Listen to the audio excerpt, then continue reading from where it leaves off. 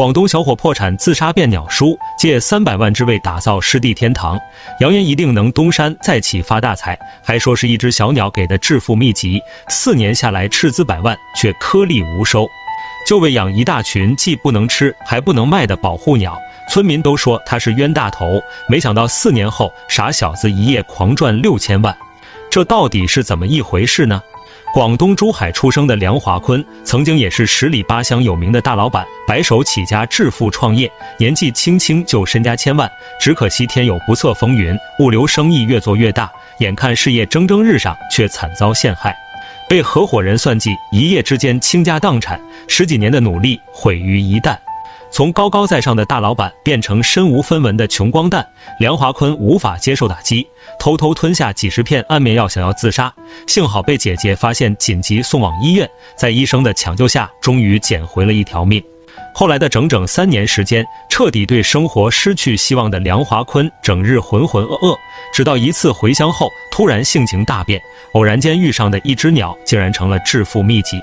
梁华坤的生活从此发生了翻天覆地的改变，尽管身无分文，但多年来做生意攒下的人脉却成了本钱。梁华坤告别家人后，带上行李彻底扎根老家，二话不说大手一挥，在村子里包下上千亩山地。村民们一看有大老板回乡投资，立马燃起了希望，都举双手支持。本以为会在他的带领下发家致富赚大钱，没想到竟是个冤大头。眼看欠下上百万的外债，不但不发愁，还十分悠闲，每天就搬个凳子坐在田间地头，从早到晚看看树看看草，再看看天上的小鸟，从白天看到黑夜。梁华坤就这样做了半个月后突然出动，一下借来100万，不干别的就光种树。眼看一车又一车的树苗运进去，不管是大树还是小树，只要能养活，通通都往地里种。短短1个月就种了上千棵。这时候梁华坤破产的消息突然传了出去，村民们对他拿钱打水漂的怪异行为议论纷纷，都觉得他这是破产受了刺激，2次创业，连家人也十分不解。可梁华坤听了村民们的调侃和嘲讽，却不以为然，每天依旧自顾自地埋头苦干。他心里明白，要想成功就得等，一个致富计划正慢慢成型。眼看小树苗一天天茁壮成长，梁华坤知道是时候了，他又买来成筐成筐的青蛙和蛇，放生到上千亩农田的各个角落，随后又把高价批发的小鱼苗一条一条投进了水池里。这下村民们彻底懵了，青蛙和蛇虽然是一虫，但平白无故花高价买来放生到一片荒地里有什么用呢？直到1年后，成群结队的小家伙扑腾着翅膀飞来，梁华坤等的时机终于到了。从身家上亿的大老板到负债百万的穷光蛋，破产3年后，梁华坤再次回乡创业，却成了村民口中的傻小子、冤大头。整整1年过去，租下村里的上千亩山地，借下上百万的外债，却没有任何小动。每天起早贪黑在地里忙活，不是种树就是放生青蛙和小蛇。梁华坤每天一有空就抬起头盯着天空发呆，似乎在等什么贵客上门。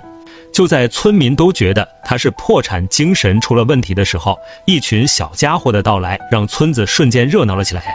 短短几天时间，梁华坤的地里飞来上千只鸟，大小不一，颜色各异，成群结队扑进树林里觅食。很多长相别致的小鸟，大家见都没见过，一查才知道，竟然很多都是国家保护动物，别说卖了，抓都不能抓，一个小心就会触犯法律。整整1年的心血，就招来一群光能看的鸟，村民们热闹看得起劲，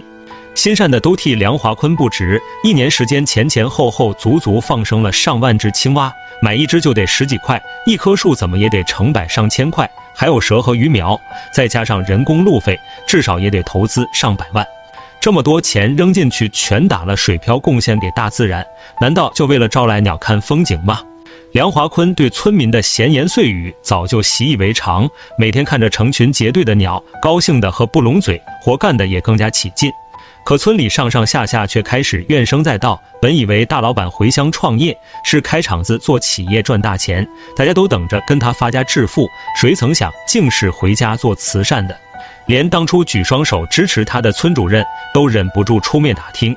从此梁华坤有了一个新外号，鸟叔。求人不如求己，眼看鸟多了，野鸟在市场上也相当吃相，能卖不少钱。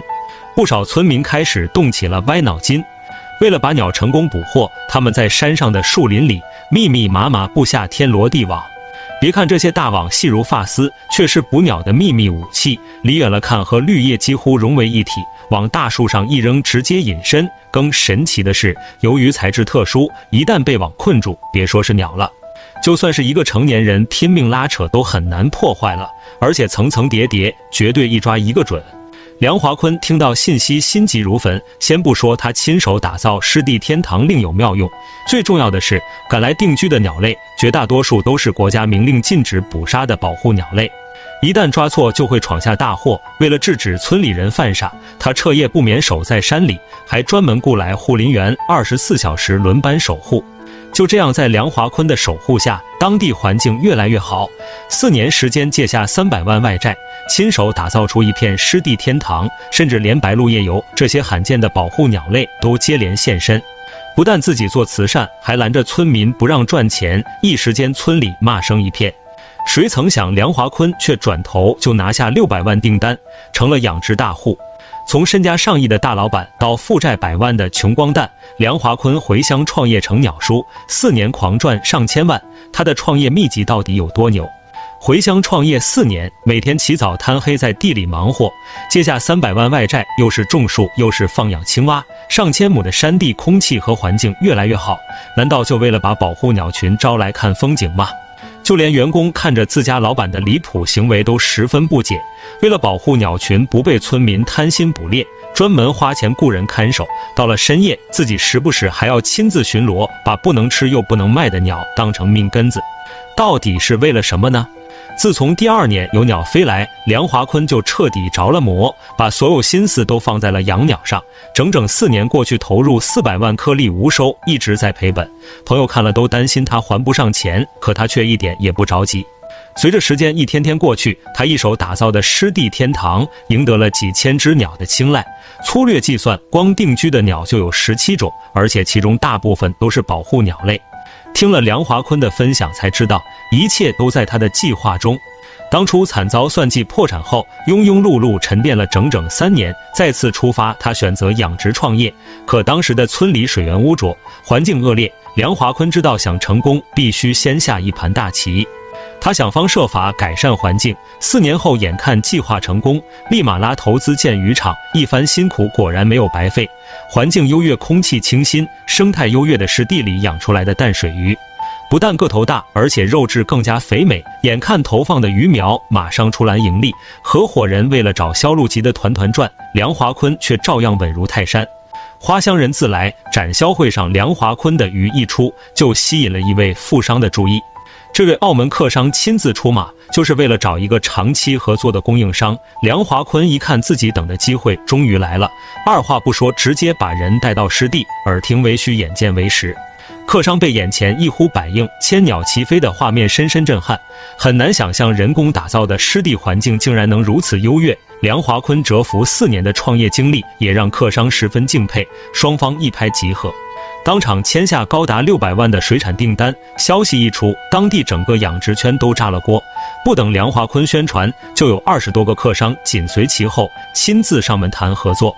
梁华坤的2次创业彻底腾飞，养殖大业不断扩展，最后光渔场面积就高达上千亩，出栏的成鱼一茬接着一茬。傻小子靠养鱼成了大老板，村里人听了都十分震惊。